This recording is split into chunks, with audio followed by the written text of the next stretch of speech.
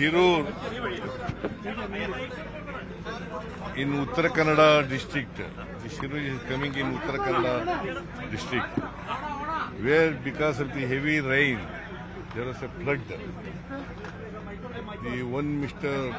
Arjun and the truck was missed in the flood, and it was in the river. Nearby the road there was a river, so it was missed. See, Mr. Venugopal and the MP, Mr. They have requested me to continue the operation. So, in the last, we have succeeded in tracing the truck and also the dead body of the Arjun. We are really നമ്മൾ നന്ദി പറയാണ് കർണാടക മുഖ്യമന്ത്രിയോട്. 71 ദിവസക്കാലം നീണ്ട ദൌത്യം, ആ ദൌത്യം അവർ ഒരു inch പോലും വിട്ടുപോയില്ല. കഠിനമായ മഴയുണ്ടായിരുന്നു, ഏറ്റവും വലിയ ഭീകരമായ മഴയുണ്ടായിരുന്നു, കാലാവസ്ഥ മുഴുവൻ പ്രതികൂലമായിരുന്നു. പക്ഷേ പിന്നോട്ട് പോകാതെ കർണാടക ഗവൺമെന്റ് കാണിച്ച ഈ വലിയ മനസ്സിന് അങ്ങേയറ്റം കേരളീയർ കടപ്പെട്ടിരിക്കുന്നു. നന്ദി പറയുകയാണ്.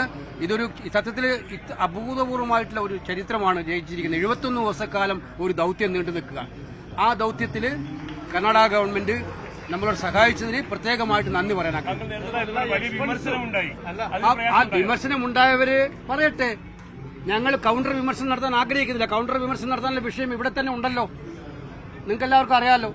പക്ഷെ ഇത് 71 ദിവസക്കാലം വിടാതെ, എത്ര വിമർശനം ഉണ്ടായാലും വിടാതെ അതിന് വിജയം വരെ നിന്നു എന്നുള്ളതാണ് ആശ്വാസകരമായ ഒരു ദിവസമാണ്. ആ കുടുംബത്തിനും ഇന്ന് ആശ്വാസമുണ്ട്. അവരുടെ സഹോദരി പറഞ്ഞു, എല്ലാവർക്കും ആശ്വാസമുണ്ട്.